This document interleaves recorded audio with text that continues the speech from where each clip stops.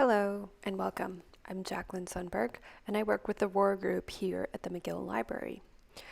ROAAR, our fun acronym, stands for Rare Books and Special Collections, the Osler Library of the History of Medicine, the Visual Arts Collection, and Archives and Records Management. Today, I'm happy to welcome Jeff Harrison to give a talk birding Mount Royal yesterday and today. But first, a couple of housekeeping notes. Introductions. We're going to have Victoria Dickenson introduce our speaker today. We'll have the main talk from Jeff Harrison. We'll have some collections comments from librarian Lauren Williams, my colleague here at ROAAR. I'm going to give a brief demo of an accompanying story map that we created that you can enjoy outside at your leisure. And then we'll have a Q&A, so we get to hear from all of you. And as I listen to sirens going by on Sherbrooke Street outside, I am aware of my place. I'm sitting on the lower campus of McGill's downtown campus, and we're hearing about Mount Royal just behind me up the hill today. And I'm very conscious that where I'm sitting, McGill is situated on traditional territory belonging to the, or stewarded, by the Haudenosaunee and Anishinaabe nations. And this site has long served as a place of meeting and exchange amongst Indigenous nations. We recognize and respect those nations as the traditional custodians of the lands and waters on which McGill stands today. So with that, I want to turn it over to Victoria Dickenson, a professor of practice here at ROAAR and active in research in the collections, and she's going to introduce our speaker. So over to you, Victoria.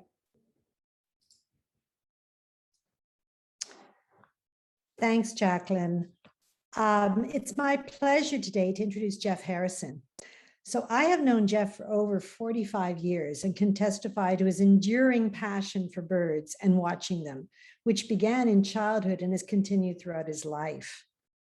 It's a passion he shared with many as well.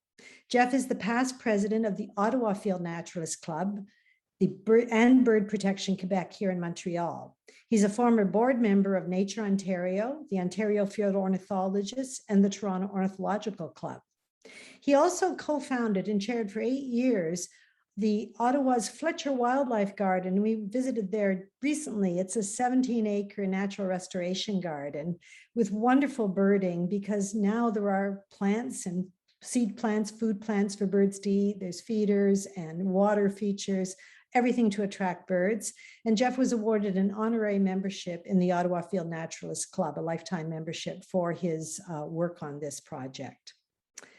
It has been my privilege to accompany Jeff on many birding excursions, both in Canada and in more different places around the world that are very rich in birds, particularly in South America.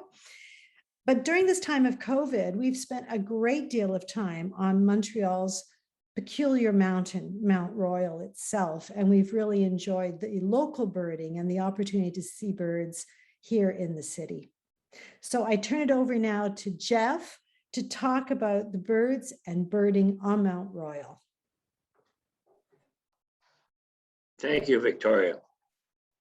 I want to thank McGill Library for the invitation to speak today, and to the Blackwell Library of Ornithology and Zoology. We'll be using quite a few images from the collection today. That includes works from George Edwards and Mark Catesby, and of course Audubon. The Blackwell Library has one of 120 full copies of the elephant folio. It's a Canadian national treasure, the Blackwell Library, and I wish it was more heavily used than it is. I have been working for many, many years on the history of Canadian ornithology, from Newfoundland to BC and the Arctic, starting with Jacques Cartier, right up to Confederation. And it's been a labor of love for me for many years. There's hardly anything written about the early history of Canadian ornithology.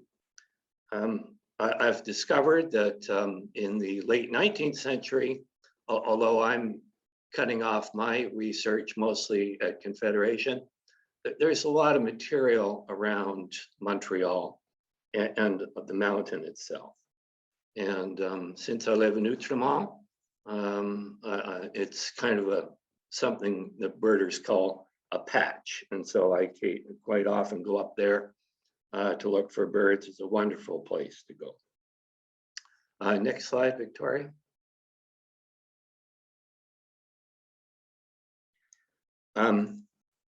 Mount Royal is one of the Monterey Hills and a high point in the St. Lawrence lowlands, which used to be covered by an inland sea in glacial times.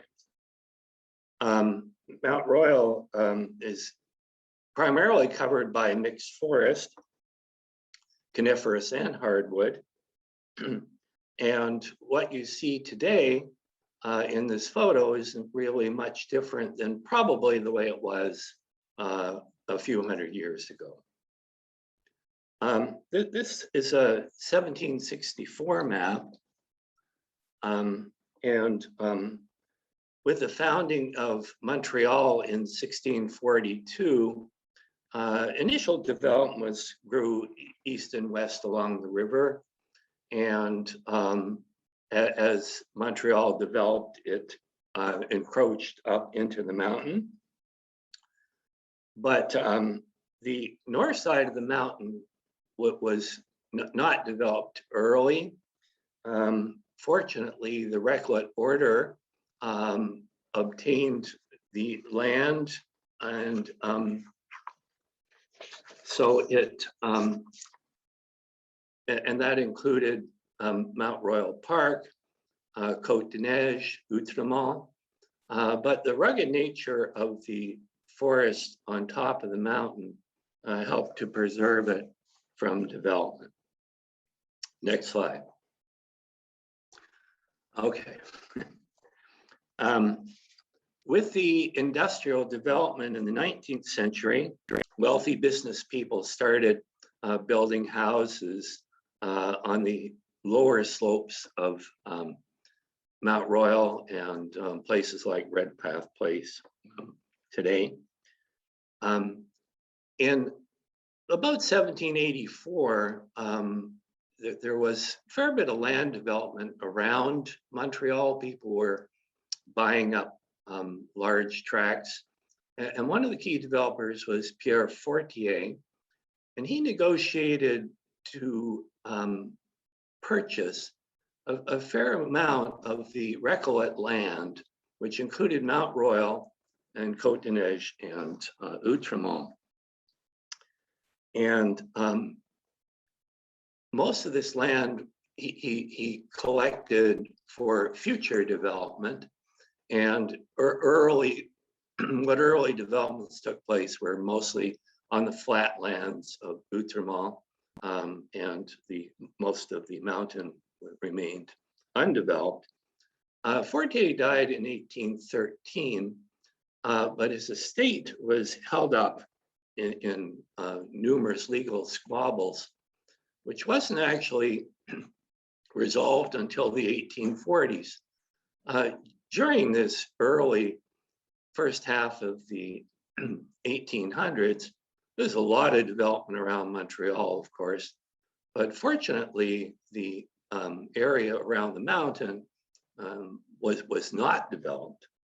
Now, eventually, the Fortier estate was settled in the early 1840s, and three very prominent business people bought up most of the land, which we now know as Mount Royal.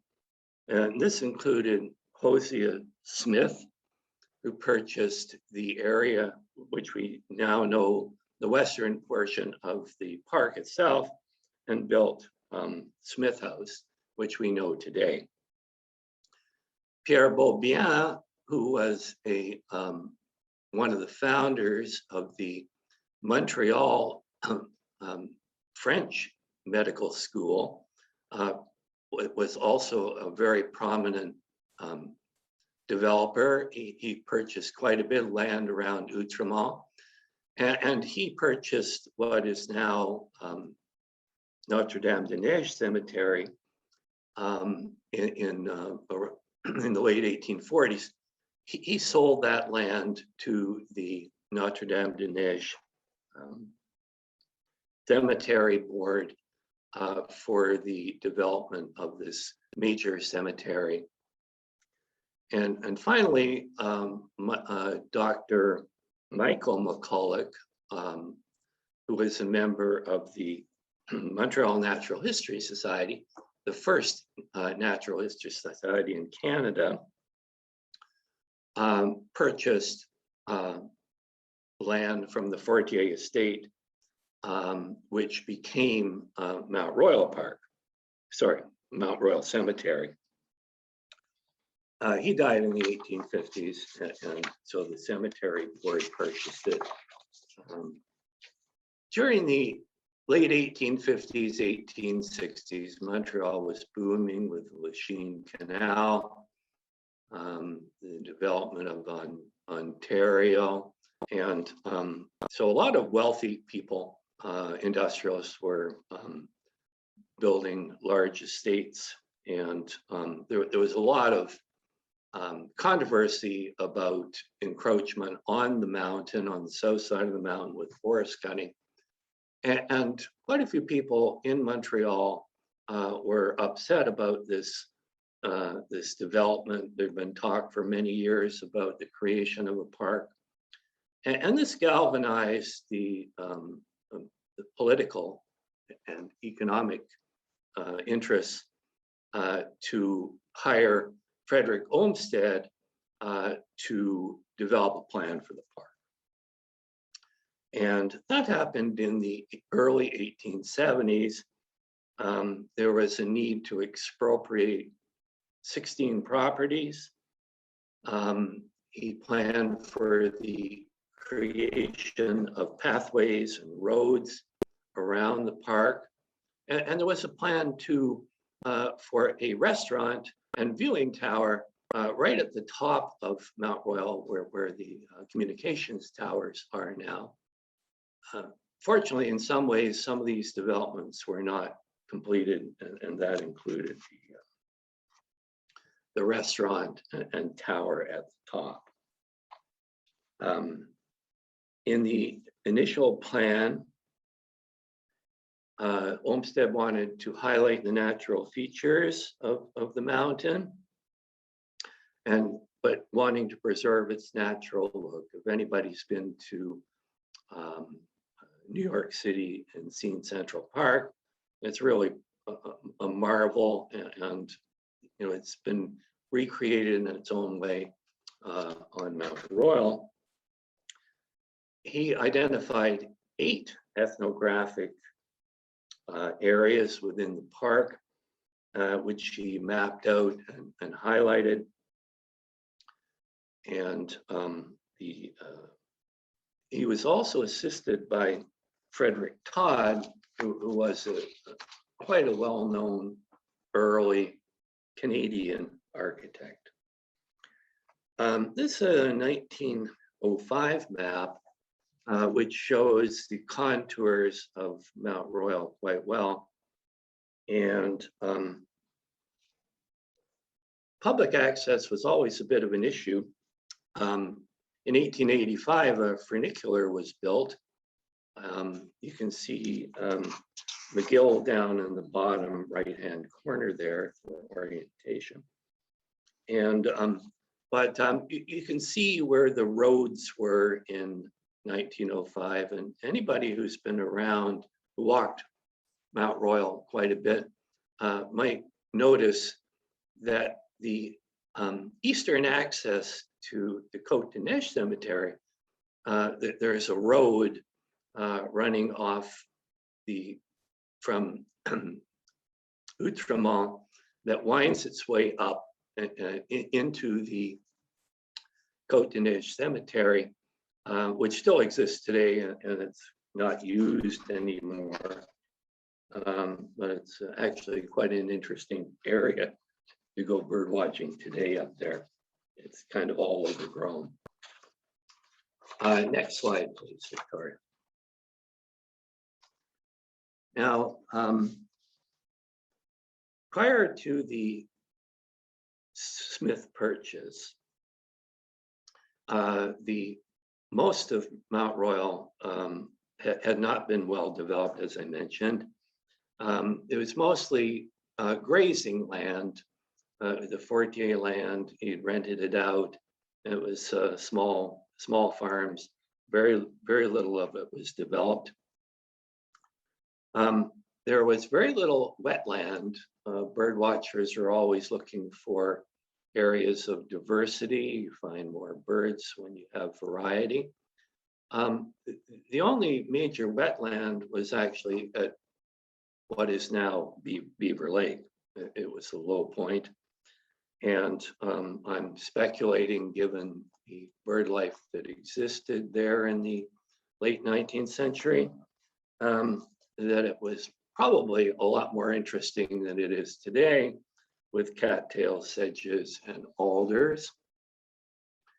In the Mount Royal Cemetery, there was a stream which has been culvertized, and you can see some evidence of it. It was called, the farm was called Springbrook Farm, and the stream was called Springbrook Stream. Virtually the whole stream is culvertized. It actually goes all the way to Riviere to Prairie. There's virtually no place you can see it except in the north part of Mount Royal Cemetery to the east of the gate. A nice little patch there. And there's a bit of forest there. This spring and early April, a very rare bird showed up there, Louisiana water thrush, in this very remnant bit of wetland. So it can be a good spot to go and look. Next slide, please. Now,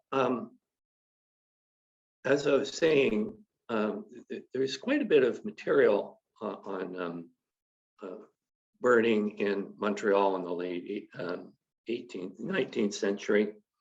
And one of the key people writing about that time was Ernst Wintel.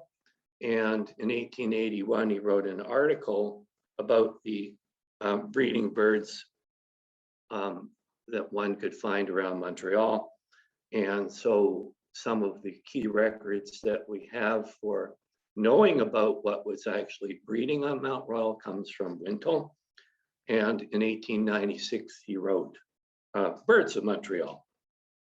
And we can determine from these sources and other material in publications, certain knowledge about what people were finding up there. Now, there has been quite a number of birds that we know are no longer on the mountain. And there's a number of reasons for that. There was a considerable amount of continuous forest cover. And for successful breeding, many species really need a fairly significant amount of undisturbed habitat. And with the forest cutting, especially in the cemeteries, and for some of the development of the Olmsted Plan, that forest habitat's been lost. And also the fracturing of the habitat because of the creation of roadways and pathways as part of the Olmsted Plan. And finally, with the creation of the park, you have a lot more access by the general public, and that's disturbance. Some birds just can't handle it. Next slide, please. So I've been able to piece together some of the forest birds that are no longer on the mountain. Perhaps the most iconic one is the ruffed grouse. It seemed like all the early bird watchers who went up there, they always like to talk about the ruffed grouse. And there were certainly numerous. Unfortunately, people would cross the mountain to go to town, and some of them would be carrying guns. And so there wasn't any conservation legal restriction against shooting. And so there was quite an opportunity for these birds to suffer for many reasons, but the ruffed grouse probably was shot out and affected by the developments. Other species, whippoorwill, broad-winged hawk, passenger pigeon, of course, we're not clear if it actually nested there. They tended to go from one area to another from year to year. The last one reported was in June 1891. Some of the other species like red-headed woodpecker, it's been in decline for a very long time, no longer found widely in southern Ontario or Quebec now. And American woodcock, which clearly doesn't like a lot of disturbance. Dark-eyed junco. Next slide, please. In the wetland areas, we know for sure that all-sided flycatcher and alder flycatcher were nesting, and it's almost certain that they were nesting at the Beaver Lake and in that stream that ran through Mount Royal Cemetery. I say it's been culvertized. You'd never know that there was much of a stream there now, and there's no opportunity for either of those flycatchers really to nest in the park anymore. I'm speculating that with the kind of habitat that likely existed at Beaver Lake in the old days, that hood and mergans are probably nested there along with American black duck. Next slide, please. There was some pasture, and it's for sure that Wintle suggests that he was seeing bobbling on Mount Royal. This is a species in decline, like a lot of wetland, a lot of field birds today. But it probably didn't last very long into the 20th century before development eliminated its opportunity to nest there. Now, changes in the 21st century. There's been a lot of development. Initially, I mentioned the funicular.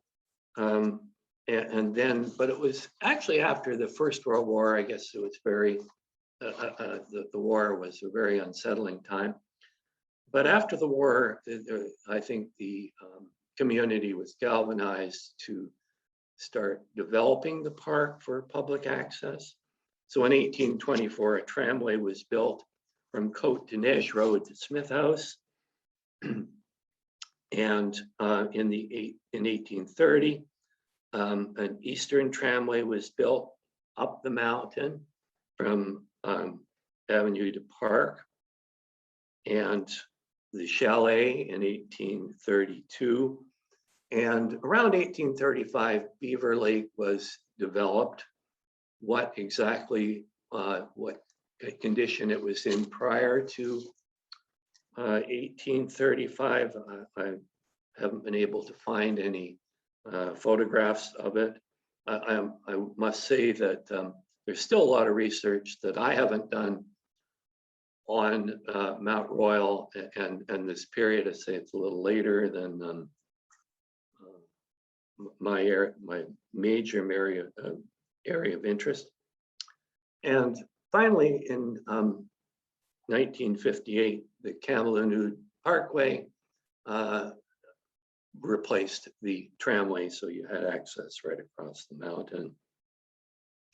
And of course, during this time, the cemeteries, people were still dying, and they were cutting down trees and putting more graves into cemeteries. And so there was the development of a more park-like setting in both of the cemeteries. So birds of Mount Royal today. Now, as far as I know, there's never been an in-depth study of the breeding birds of Mount Royal. There was a consultant study in 2004, but it certainly wasn't very thorough. Between 2011 and 2016, there was a breeding bird survey for the whole of Quebec. This is a really significant and important survey. The major areas where there were a lot of people were divided into 10 kilometer squares. Unfortunately, Mount Royal was divided up amongst 4 10 kilometer squares, so that assessing the breeding bird records from 4 different squares, as far as I know, it hasn't been done. And I don't have that material, but it may provide some useful data about exactly what is breeding up there now.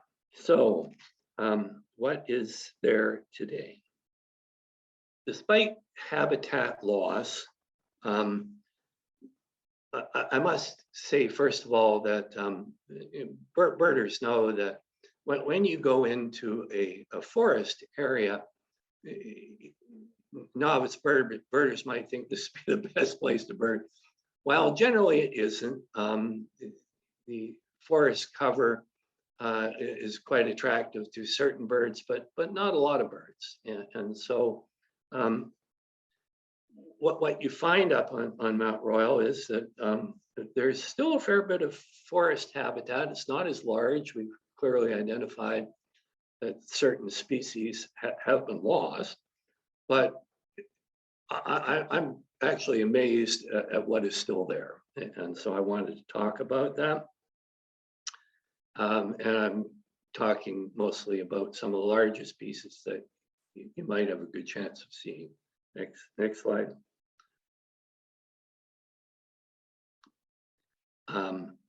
Now, in addition to barred owl, which was shown in the previous slide, which is a surprising bird from Mount Royal. We have, incidentally, these are images from Audubon. The red-shouldered hawk, perhaps one of the most attractive of all of the large hawks. This is a forest bird. It's very resourceful. It feeds on quite a variety of birds, and it also eats amphibians, and so it can survive up there, but you don't generally see it away from the mountain. Next slide, please. Cooper's hawk. There's at least one pair up there. And this is a very formidable predator that feeds pretty much exclusively on birds. It's a fair size, crow-sized bird, and it essentially would feed on larger passerines like blue jays and cardinals. And despite the fact that it's a formidable predator, it seems to be able to handle the disturbances on Mount Royal, and it's been nesting there for many years. I'm not sure if there's more than one pair, but it's quite regularly seen in flight around Mount Royal Cemetery. Next slide. And finally, this is one of my favorite Audubons. He was a master of appreciating the ecology of the eastern woodland forest birds, and this is, I'd say, one of his best. The Pileated Woodpecker is a spectacular bird, And there may be 3 pairs up on the mountain, which is pretty amazing. Some people might recognize this bird as similar to the ivory-billed woodpecker, which has been in the news just recently. The ivory-bill could not stand any disturbance. This bird is the opposite. It seems to survive. I've seen it everywhere around Montreal. I used to live in Montreal West. You see it in the neighborhoods. You've seen it in Outremont. But of course, it would be nesting on the mountain itself. It's a spectacular bird to see, and quite often seen around. They're often heard. With the development of the cemeteries in particular, we've created a bit more forest edge habitat and a park-like setting. And so this has helped to encourage other birds, which may have nested around the Mount Royal area to be more prominent. Next slide, please. And 2 of the ones that are very noticeable, especially in the cemeteries, are the chipping sparrow, which again loves this open parkland landscape. I believe I've been following, there's a method for bird watchers to put their records up on a shared site called Ebird. And it seems to me recently somebody had recorded something like 68 chipping sparrows in Mount Royal Cemetery there last week. It seems ideal habitat for them. It's a small bird, often found on the ground, quite often at this time of year in flocks. Next slide. And the eastern bluebird. Well, this is a story in itself. The bluebird may have been nesting in Mount Royal in the 19th century in natural cavities, but it is now well established through nest boxes.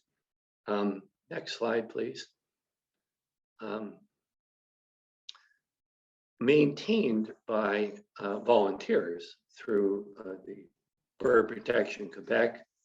One of our volunteers, Helen Meredith, has been managing for many years the Bluebird Box program, which initially started, as I understand it, by another Bird Protection Quebec old-timer, Elsie Mitchell, back in something like 1988.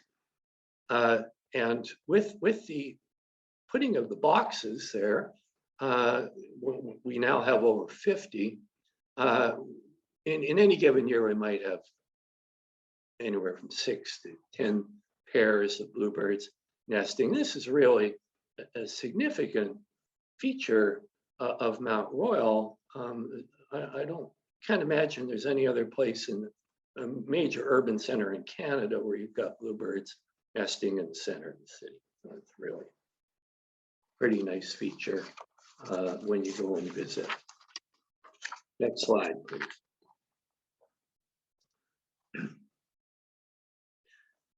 In addition to the changes, the loss, and the addition of local birds that have moved in to take advantage of the habitat changes, we've also had some species that have come in through range extension.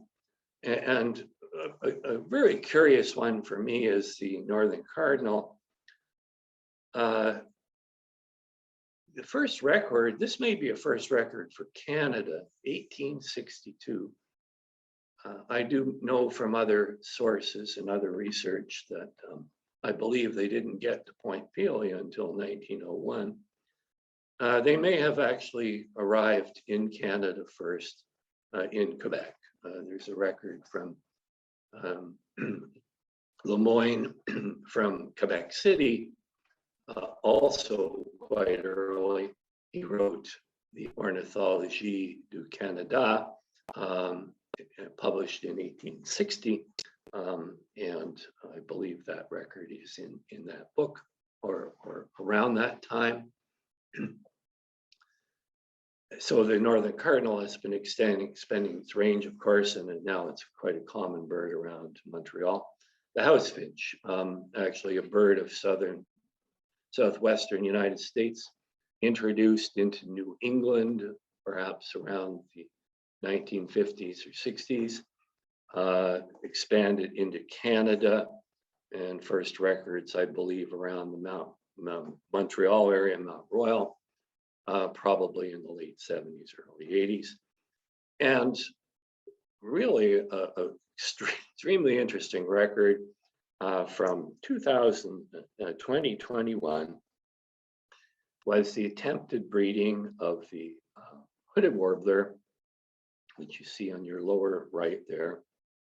Quite a spectacular warbler. Is a Carolinian species, more likely found in the United States or around Point Pileated on the north shore of Lake Erie. With climate change, this bird has been extending its range. It's now breeds fairly extensively around the north part, around Toronto, in north of Toronto. It's clearly coming into Quebec. So this is a very exciting discovery this year. Unfortunately, my understanding is the nest was not successful, but I would suspect that we can look forward in future years to seeing this bird around the Montreal area. So where would you be looking for birds around Montreal? So let's start with Mount Royal Cemetery. I'd have to say that the best place to look for birds around the Mount Royal area itself would be in Mount Royal Cemetery. Birding in the cemetery has been enhanced in a number of ways through the planting of quite a good variety of fruiting trees, crab apples, high bush cranberry, rose hips, wild grape, the planting of coniferous trees, where the seed cones are really attractive to quite a variety of finches. In this past winter, I think we had all of them visiting Mount Royal Cemetery on a fairly regular basis. Then Mount Royal Cemetery is also an extremely interesting place to look at quite a wide variety of trees and shrubs. If you go in there, you'll find species from China, and some fairly rare species. But anyway, so there's quite a good variety, and of course they've been planting quite a few birches, which have these catkins, which are also extremely attractive to a number of birds, and especially in winter. And if you've ever been into Mount Royal Cemetery, the road network is nowhere near as intense as you find over in the Notre-Dame-de-Neige Cemetery. So there's quite a bit of area there where birds are going to be less disturbed because the roads network is not as extensive. Next slide. So at any rate, in addition to all the planting, of course, we have bird boxes, and they're suitable for bluebirds, but also tree swallows will use them, and house wrens will use them too. And these, as I said, these bird boxes are maintained by Bird Protection Quebec, and one of our members, George Leverchuk, has been maintaining a major bird feeder complex in the winter time, just to the east of the North Gate, where that water from the stream is exposed. And so that functions in the wintertime. That's now supported. George maintains it. It's actually jointly supported by the cemetery, who's been quite cooperative with the birding community, and also with money supplied by Bird Protection Quebec, so I understand. Next slide, please. Now, Mount Royal Park, of course, is also a very important area for birding. Key places in the park are the trails behind Smith House. That is an area that not necessarily a lot of people go into. There's a very interesting swamp in there, where I've seen barred owl, and it looks like it's just a beautiful little remnant swamp. It's a very nice place to go, and you don't necessarily see a lot of people walking in there, so it's a good place to bird. And of course, the circular road that takes you up to the top of the mountain is excellent, and in the wintertime, the Montreal, Park Montreal, maintains the bird feeders in there, and so you have year-round opportunity to see birds.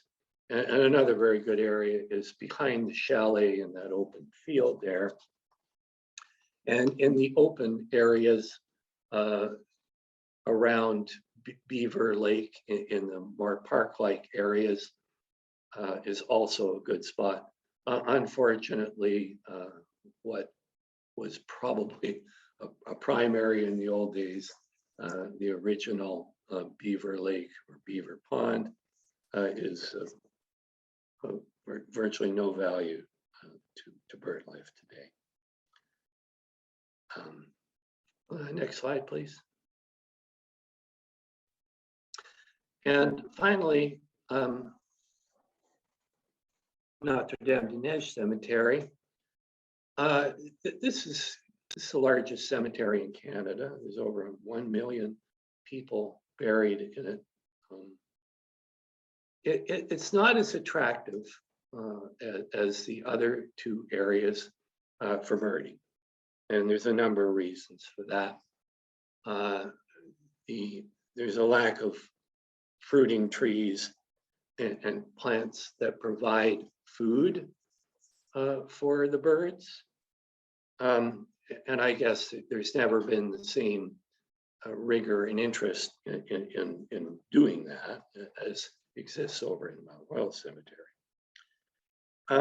There's also a lack of artificial enhancement.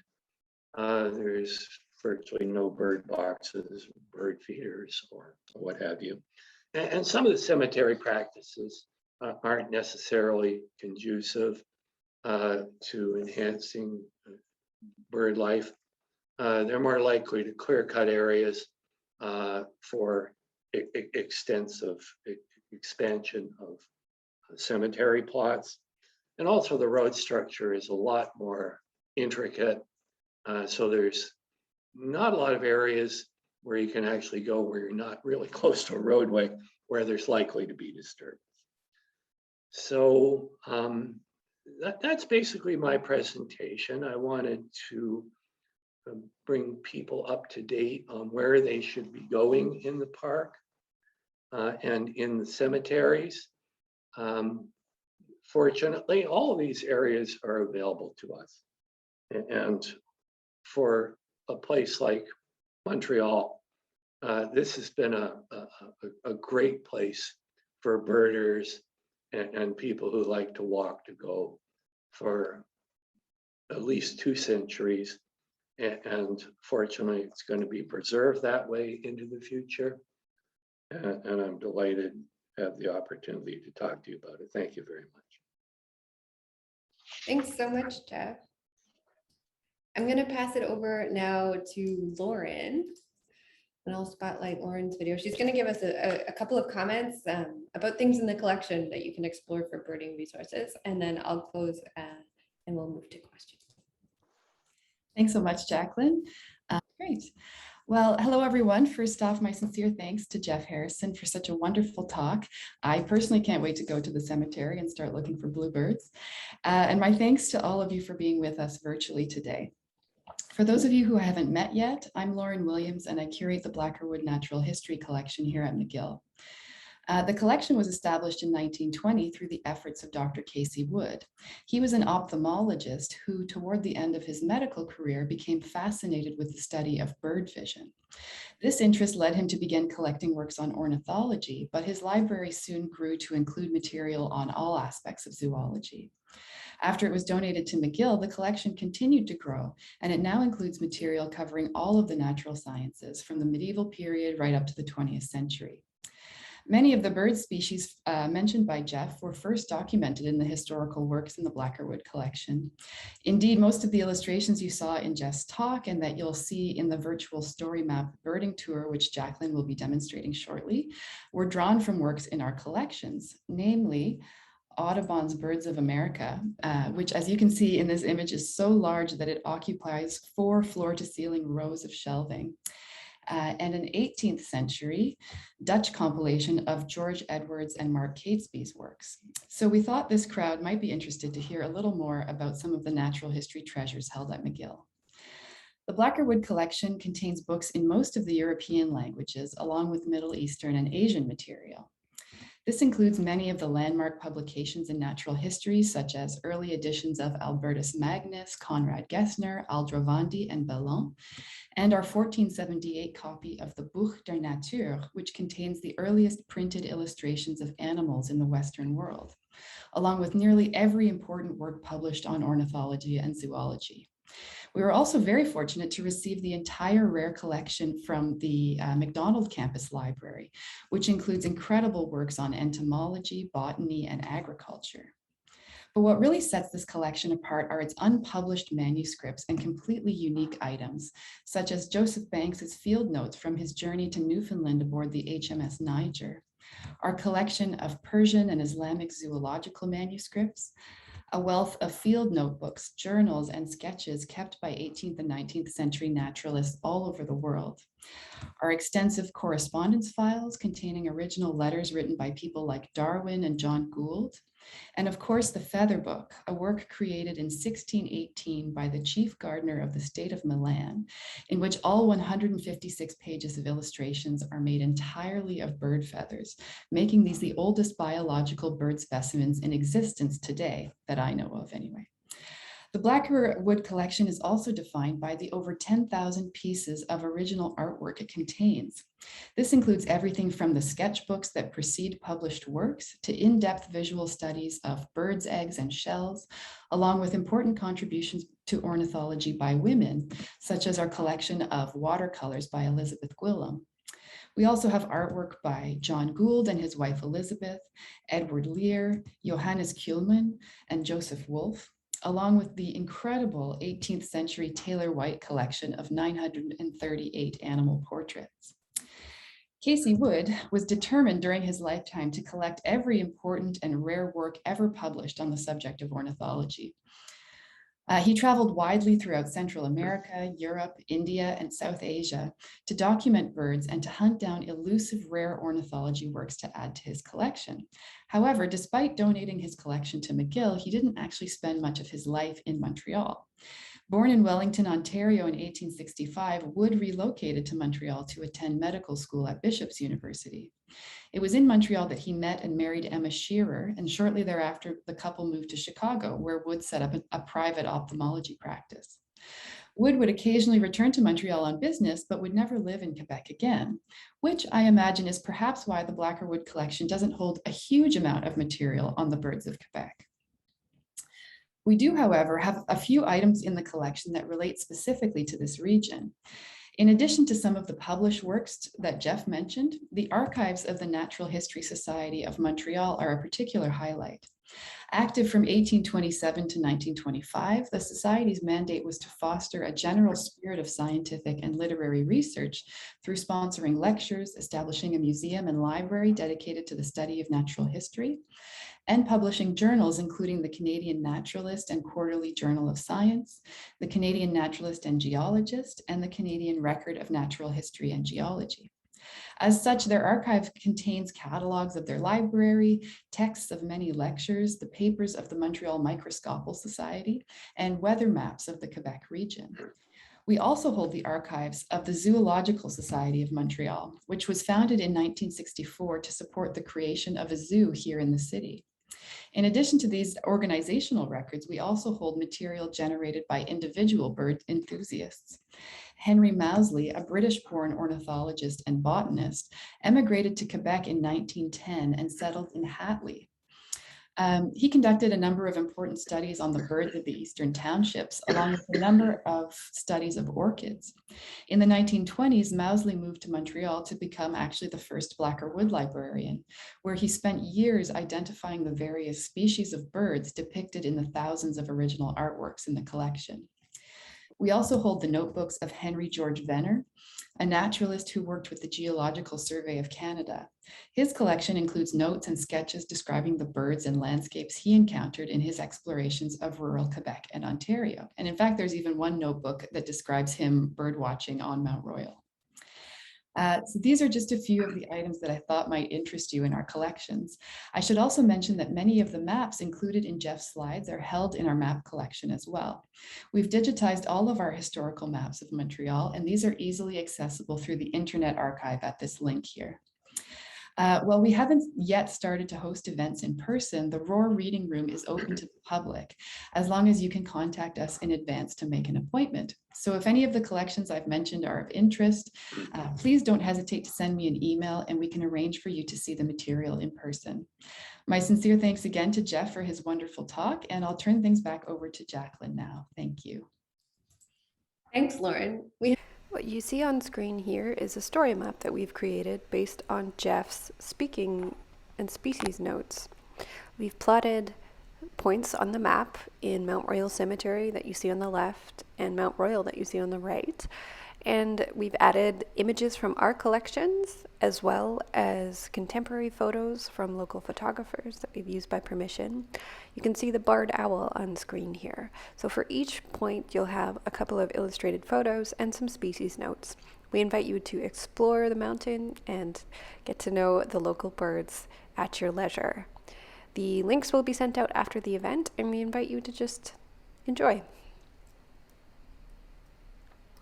We have a few questions coming in, and some of them are related to specific species. And actually, I'll direct them to your way, Jeff.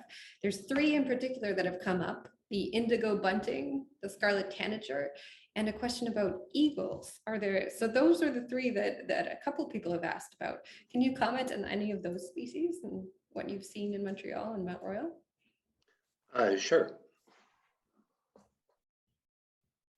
As indigo bunting, it's a late migrant. It doesn't usually get to Montreal until late in May. And they're certainly a forest edge bird, and they're certainly found around the Mount Royal.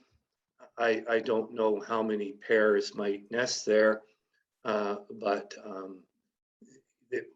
the males, they get up on top of dead trees, and they sing. They have very distinctive song, and so they're fairly easily found.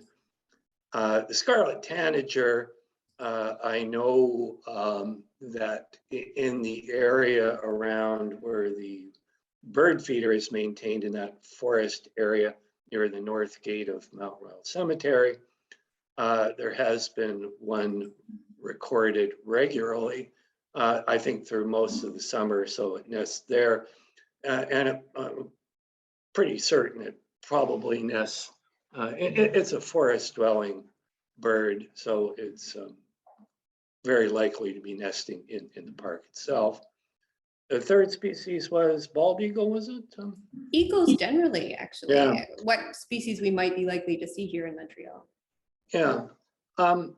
Well, the bald eagle is an amazing success story, really. It pretty well got not wiped out, but the population was in huge decline in the the mid 20th century. But through captive breeding programs, I know there was a big one in, I think it was run through Cornell. There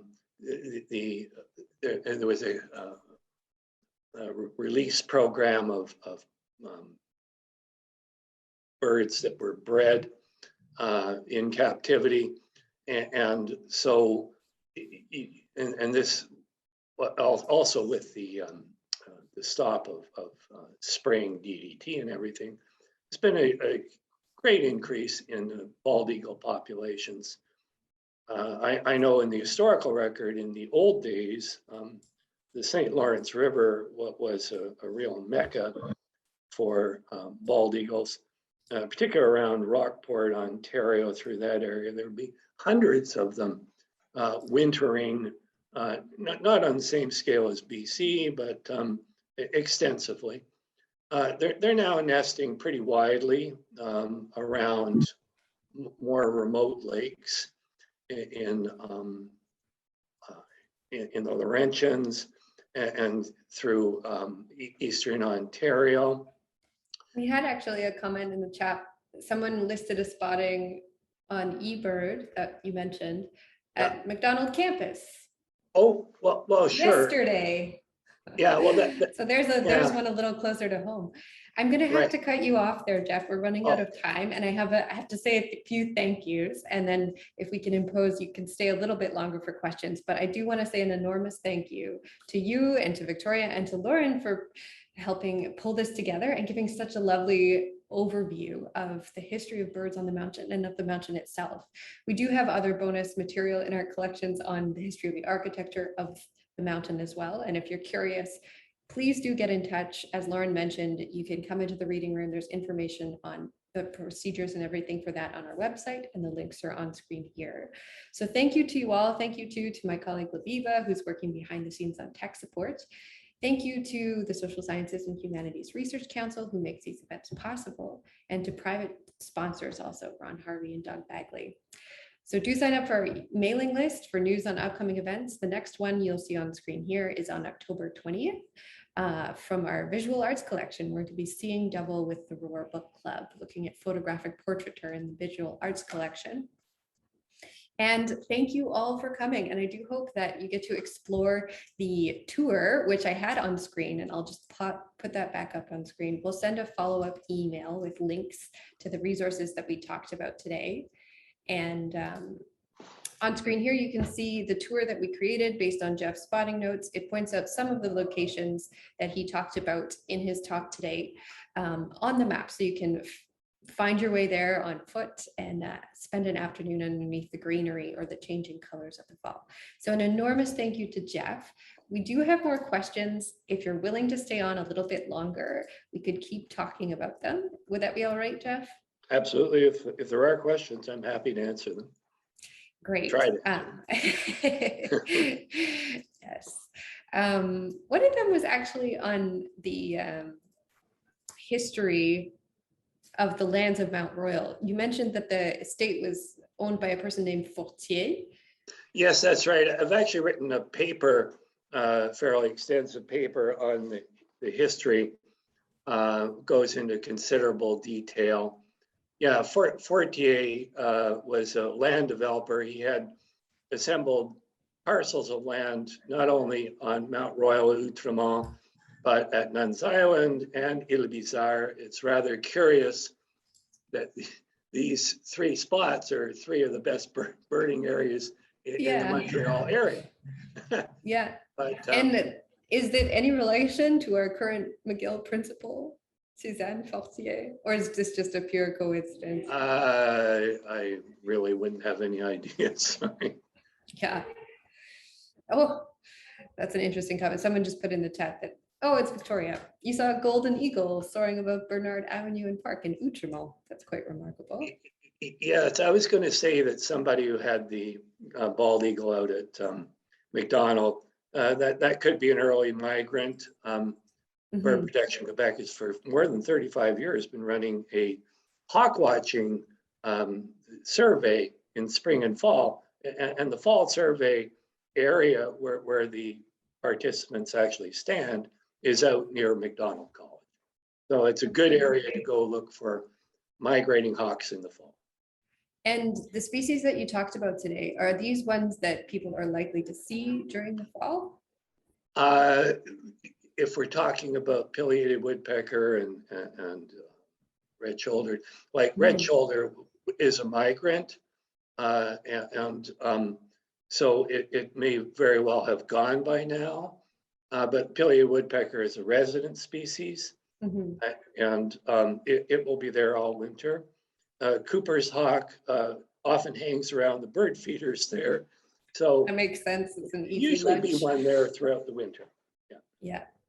So Jeff provided notes for this tour that I mentioned and showed on screen here. I encourage you all to look and to take some comfortable walking shoes and to head out on the mountain. Do you have any advice, Jeff, for people who may be birding for the first time on what to take, to walk in silence, go in a group, this kind of thing for the very beginner? Yeah, well, the earlier you can get there, the better. You know, the Mount Royal Cemetery perhaps is the best area. You can't drive in there, you know, until the gates open, but you can park outside and walk in. And there's convenient parking near the north gate. There's a lot of uphill. I would suggest that you should go fairly early because you see more birds early in the day. That's because they're hungriest in the morning and hungriest in the evening. So in the middle of the day, it's not quite so good. But during the day, if you can drive going up to the top of Mount Murray, a very high point, that's a very good area to go in Mount Royal Cemetery. And around the open areas, it's a lot of open parkland area. The more open areas at this time of year are better than the woods areas are. Okay. Easier to see the expression "the early bird gets the worm" is appropriate for birders as well as their subjects. Yeah, well, that's right. Most birders are going out will go early, and you wonder why they see more. Well, it's because they go early and they're more experienced. Yeah. Well, thank you so much, Jeff. And thanks again for the presentation. And I invite you all to explore the collections and explore the mountain and the birds on it. And we will send out a follow-up once again with links to all the resources. So thank you, Lauren, Victoria, Jeff, and we'll say goodbye for now. Thank you. Thanks.